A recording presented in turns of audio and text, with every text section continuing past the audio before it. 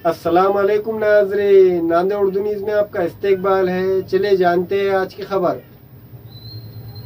साबिक़ वज़ीर डीपी सावंत के मकान में दाखिल होकर एक नौजवान ने बंदूक की धाक पर 50,000 रुपये का मुतालबा करते हुए घर के नौकर को मारा पीटा। आखिर में इस नौजवान को पकड़कर पुलिस के हवाले कर दिया गया। तफसीलात के मुताबिक आज सुबह 10 बजे के करीब एक नौजवान साबिक़ वज़ीर डीपी सावंत के घर पहुंचा और इसने डीपी सावंत से मुलाकात करते हुए कहा कि बीड़ में मेरा खेत है, इस ज़िमन में आपकी मदद की ज़रूरत है। इस पर मिस्टर डीपी सावंत ने कहा कि ये इलाका मेरे दायरे कार में नहीं आता, फिर भी इस सिलसिले में बाद में देखा जाएगा। इस पर वो नौजवान वहां से चला गया। बाद में दोपहर 3:45 बजे के करीब ये नौजवान दोबारा मिस्टर डीपी सावंत के घर में दाखिल हुआ, किचन में पहुंच गया और वहां मौजूद एक नौकर सुभाष पवार के सर पर बंदूक तान दी और कहने लगा कि मुझे 50,000 रुपये चाहिए। ये कहते हुए इसने नौकर को मारा पीटा भी। जब नौकर ने चीख व पुकार मचाई तब वहां से फरार होने लगा। तब दीगर अफराद ने इसे पकड़ लिया और इसकी इत्तला पुलिस को दी। पुलिस ने वहां पहुंचकर इसे हिरासत में लिया। इस नौजवान का नाम साहिल विनोद माने है और इसके पास मौजूद बंदूक नकली है। एक विद्यार्थी एखादा मला म्हणलं तुमच्याकडे काम आहे, मला बीडचं आहे, तर काय काम आहे म्हटलं असं माझ्या बीडच्या शेतामध्ये आमच्या लोकांनी घुसखोरी केली आहे कोणीतरी आणि मला तुमची मदत पाहिजे. मी म्हटलं बीडला मी काय मदत करू शकतो, तू बीडच्या आमदारांना जाऊन घे. नाही, माझ्या वडिलांनी सांगितलं आहे म्हणे की सावंत साहेबांना म्हटलं मी काही मदत करू शकत नाही असं म्हणून त्याला मी 9 वाजता 9:30 वाजता काय आता मला एक्झॅक्ट टाईम माहीत नाही. तो गेला, परत 2:30-3च्या सुमारास आला आणि घरात बसायचा प्रयत्न करत होता की मला तुमच्याशी बोलायचंच आहे. मी म्हटलं तुझा प्रॉब्लेम मी सॉल्युशन घेऊ शकत नाही, बीडला जाऊन तू पोलीस कंप्लेंट कर आणि त्याला म्हणजे तरीसुद्धा आज घरात बसायचा प्रयत्न करत होता. तर आमच्या नोकरांनी त्याला ढकलून बाहेर काढलं. त्यावेळेला गेला आणि परत 1 तासाभराने आला आणि डायरेक्ट किचनमध्ये घुसला आणि आमच्या नोकराला मारहाण सुरू केली.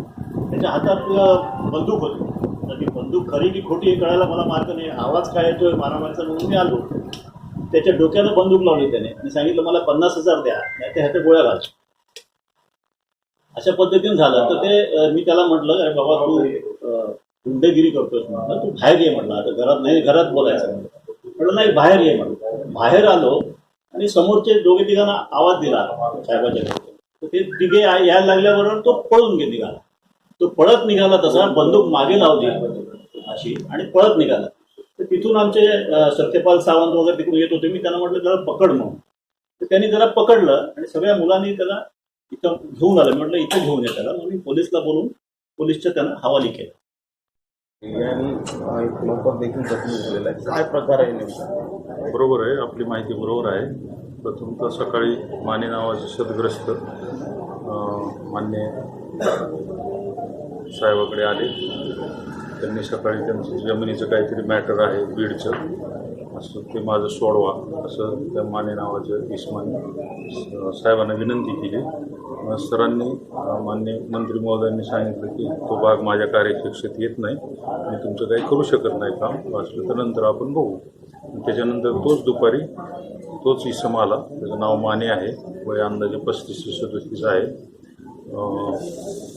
साहेबांना भेटायचं म्हणलं. नौकर होते मान्य माजी मंत्री महोदयाचे. त्यांनी त्याला अडवलं. साहेब नाहीत असं सांगितलं. मग त्यांनी असं धमकी दिली की 50,000 रुपये द्या, नाहीतर मी 50चे 5 करीन असं काही करून धमकी दिली. त्याच्यानंतर त्यास विरोध केला नौकर आणि वॉचमनने. त्याच्या डोक्यात नकली पिस्टल त्याच्या हातात ते घातलं आणि त्याला जखमी केलं. सदरची घटना 15:45 वाजता मान्य सावंत सरांनी डीपी सावंत सरांनी मला फोनवर कळवली. 5 मिनिटाच्या आतच आम्ही आणि मी आणि सतोनी वावळे आलो इथे आणि त्या जखमी जे वॉचमन आहेत त्यांना आणि त्या आरोपी माने संशयित त्यांना पकडून पोलीस स्टेशनला घेऊन गेलेलो आहे. मला त्या नौकरांच्या जबाबाप्रमाणे ही घटना आत्तापर्यंत तोंडी माहिती आहे त्याच्याप्रमाणे त्याचं लिखाण चालू आहे. त्याप्रमाणे नकली शस्त्र बाळगून त्याच्या आधारे खंडणी मागणे, त्या स्वरूपाची तक्रार आहे. घरात घुसणे विना परवाना, त्याच्याप्रमाणे भादवी कलम 386, 384, 326 आणि भारतीय हत्यार कायदा कलम 625 प्रमाणे आपण गुन्हा दाखल करू आणि वस्तुस्थिती काय आहे त्याचा शोध घेऊन कालांतराने आपल्याला वस्तुस्थितीबद्दल कळवलं जाईल काही वेळात. हमेला खवातीन और औरतों के दिगर अमराज बांझपन के इलाज के लिए फैमिली प्लानिंग की मशवरात के लिए बेहतरीन आलात की सहूलत में नॉर्मल और ऑपरेशन से बच्चों की पैदाइश के लिए और जदगी के साथ साथ औरतों के दिगर अमराज के इलाज के लिए खुसूसी नज़्म केरला के मल्टी स्पेशलिटी और गवर्नमेंट हॉस्पिटल के तजुर्बेकार doctor Khan Sara Nudrat Mavin maternity and nursing home Chawalwala complex SBI bank के ऊपर देगलू नाका नांदेड़। हमारे यहाँ फर्नीचर पलंग सिंगारदान सोफा सेट अलमारी डाइनिंग टेबल कंप्यूटर टेबल और दीगर कंपनियों के फर्नीचर दस्तियाब है। प्रोप्राइटर मौलाना मोहम्मद शबीर अहमद साहब, deluxe furniture mall and home appliances, fruit market के सामने, मालटिकरी रोड, कामठा, नांदेड़।